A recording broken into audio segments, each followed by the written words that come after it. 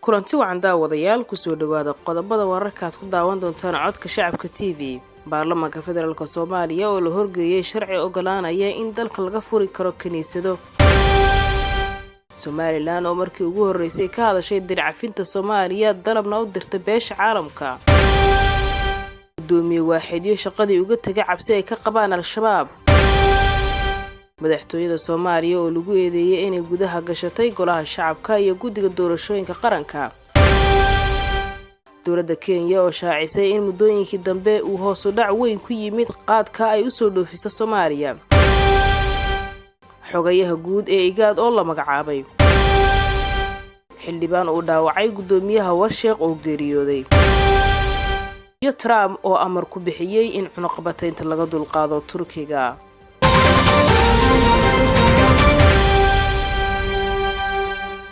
intaasi waxay ahaayeen qodobada wararkeena kuwooda ugu doorka roon haatan ku soo dhawaada daawadayaal faahfaahinta qodobadaasi. ahdiga ilaalinta hiddo-dhaqameedka xilliyada colaadaha ayay shalay xildhibaanada golaha shacabka ay doodgaliyeen markii ay horgeysay wasaaradda waxbarashada ee xukuumadda ra'iisul wasaare Xasan Cali Khayre.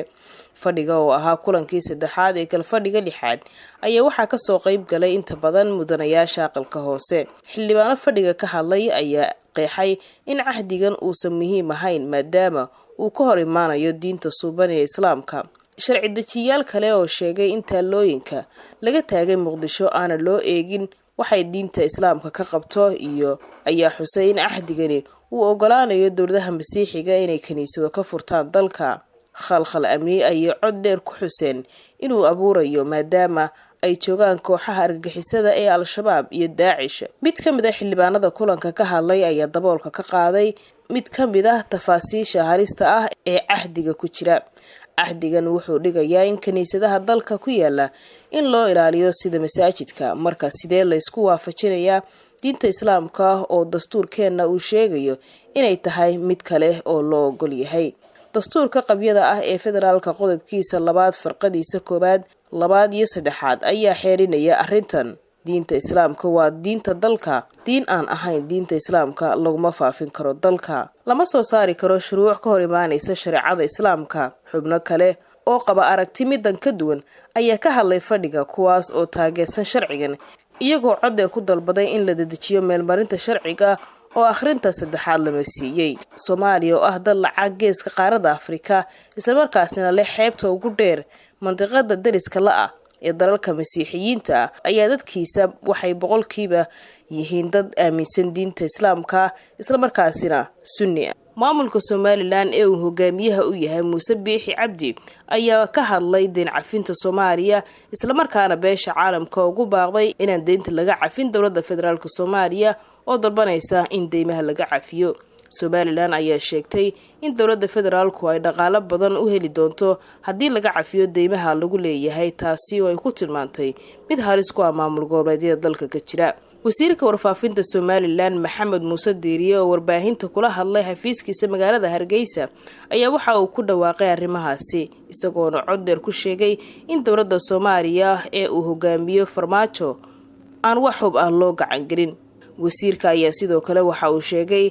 haddii dowladda federaalka loo gacan geliyo hubkaasi inay halis weyn oo amni darro u horseedi karaan Somaliland iyo guud ahaanba gobolka geeska Afrika. wuxuuna yiri waxaan ogsoonahay in baryahanba dowladda federaalka ee filla Soomaaliya fadhida isku dayeysay in hub la siiyo oo waliba ay weydiisatay dalalka Eritrea iyo Turkiga horeyna ay u soo siiyeen dalal aanan halkan magacyadooda ka sheegay. IGAD iyo dalalka Afrikaba ha ogaadaan in hubku mamnuuc ka yahay Soomaaliya. ha ogsoonaadaan hubkaasi haddii loo soo daayo in Somaliland iyo geeska Afrikaba uu hubkaasi khatar ku yahay iyo dhibaato aan loo joogi karin. waxaan leeyahay adduweynuhu ha ka digtoonaadaan haddii ay isaga u sii daayaanna annaga ha noo soo daayaan. wuxuu intaasi ku sii daray wax kale oo dowladda filla Soomaaliya isku dayeysay oo aynu ogeyn ayaa mahanba inuu la meereysanayay adduunka hana la ka cafiyo deymaha. maanta oo beesha caalamka ay wax yar u tuurtuurto ayaa intii la siinayay waxa uu kaga sameynaya maamul goboleedyada iyo culayska uu saarayo aynu ognahay hadduu dhaqaalahaasi helo waxa uu isku dayayaa in khalkhal siyaasadeed la geliyo gobolka oo dhan ayuu hadalkiisa kusoo gabagabeeyey wasiirka ay kiristaan bajaaj waxaana arrimahaasi ay qayb ka qaadanayaan halista ay wajahayaan qaar ka mid ah xisbiyada dalka ka jira iyo siyaasiyiinta magaalada Muqdisho ayaa sheegay in xukuumadda Soomaaliya iyo madaxtooyada ay gudaha gashteen guddiga madaxa bannaan ee doorashooyinka qaranka gudiyada golaha shacabka iyo guud ahaanba xildhibaanadii golaha shacabka ee baarlamaanka Soomaaliya gudiyadan iyo golaha shacabka ee baarlamaanka Soomaaliya ayaa hadda ku shaqeeya gudaha xarunta madaxtooyada Soomaaliya waxaana la sheegay in ay aad u adkaatay la kulankooda iyo warbixinada laga heli karo xafiisyadooda dhammaantood waxay u muuqataa in gudaha la gashaday loona yeerin doono sida ay shaqada u qabanayaan mana jirto qof ama xisbi la kulmi kara ayuu yiri Dr. Axmed Nuur Xasan Daawud oo kamid ah siyaasiyiinta Muqdisho golaha shacabka waa hay'adda ugu muhiimsan ee dawladda Soomaaliya haddase waxa uu ku jira gacanta xukuumadda wax aan loo yeerin kama hadlayaan ayuu hadalkiisa sii raaciyay Dr. Axmed Nuur hore qaar ka mid ah xisbiyada dalka ka jira ayaa sheegay in aysan awood u lahayn inay la kulmaan guddiga madaxa bannaan ee doorashooyinka qaranka halkaas sidoo kale guddiga uu sheegay inaysan haysan xafiis ay ku shaqeeyeen ayna adag tahay in loogu yimaado xaruntooda dawladda Kenya ayaa sheegtay in hoos u dhac weyn uu ku yimid qaadkii ay u dhoofin jirtay Soomaaliya kadib xiisada diblomaasiyadda ee ka dhalatay badda Soomaaliya ee ay doonayso Kenya bangiga dhexe ee dalka Kenya ayaa sheegay in lacagihii ka soo gali jiray qaadka loo dhoofiyo Soomaaliya ay aad hoos ugu dhaceen isla markaana marayaan halkii ugu hooseysay muddo 10 sano ah Kimathi Munjuri oo ah gudoomiyaha ururada ganacsatada qaadka Kenya ayaa sheegay in laba arrimood ay sabab u tahay hoos u dhaca qaadkii ay dhoofsan jirtay Soomaaliya midda koobaad waxa uu ku sheegay khilaafka u dhaxeeya labada dal ee dhinaca badda isagoo sheegay in subaxyada qaar ganacsatada Soomaaliya ay ku wargeliyaan iyaga in aysan doonayn qaad guud ahaan sidaasna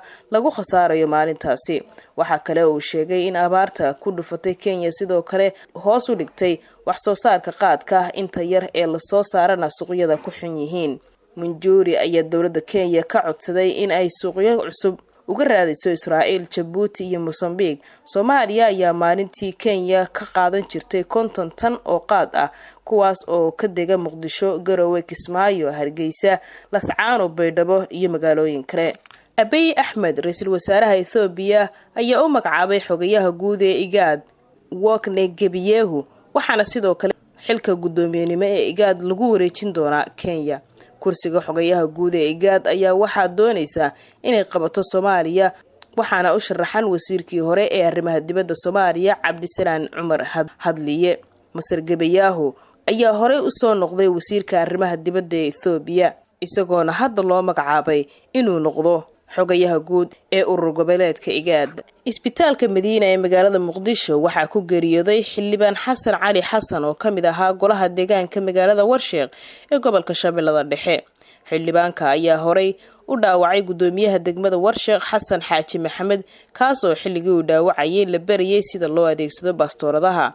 dhaawaca xildhibaanka ayaa markii hore la geeyay isbitaalka Kaysanay ee degmada Kaaraan ha yeeshee waxaa loo wareejiyay isbitaalka Madiina halkaasi oo xalay ku geeriyooday dhaawac soo gaadhay sheekada xildhibaanka la dhaawacay ayaa soo ifbaxday 19 September ee sanadkan markaasi oo inta badan warbaahinta ogaatay in xildhibaanka uu ku dhaawacmay bastoorad uu bariyo gudoomiyaha golaha deegaanka degmada Warsheeq oo ay xabad uga fakatay ugu dambeyntiina madaxweyne Donald Trump ayaa maanta ku dhawaaqay in Mareykanka uu qaadayo dhammaan cunaqabateynadii uu horey u saaray dalka Turkiga Trump oo shir jirayd ku qabtay aqalka cad ee Mareykanka ayaa go'aankan sabab uga dhigay isla markaana ammaanay xabad joojinta ka dhaqan gashay xuduudda Syria iyo Turkiga saaka dawladda Turkiga waxay maamulkayga u sheegtay inay joojiso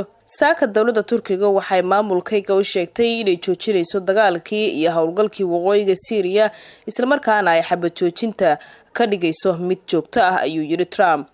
sidaa darteed waxaan ku amray xogayaha maaliyadda inuu qaado dhammaan cunaqabateynada Turkiga lagu soo rogay 14 Oktoobar ee jawaabta u ahaa howlgalka Turkiga ee ka dhanka ah Kurdiyiinta waqooyiga bari ee Syria ayuu madaxweyne Trump hadalkiisa ku soo gabagabeeyay. Hadalka Trump ayaa yimid kadib markii madaxweynaha Turkiga iyo Russia ay talaadadii magaalada Sochi ku gaadheen heshiis fududeynaya in ciidamada kooxda YPG ee Kurdishka laga saaro aaga ay dalbatay Turkiga ee ku teedsan xuduudda. guud ahaan wararkeed kala socoteen codka shacabka TV waa naga intaas.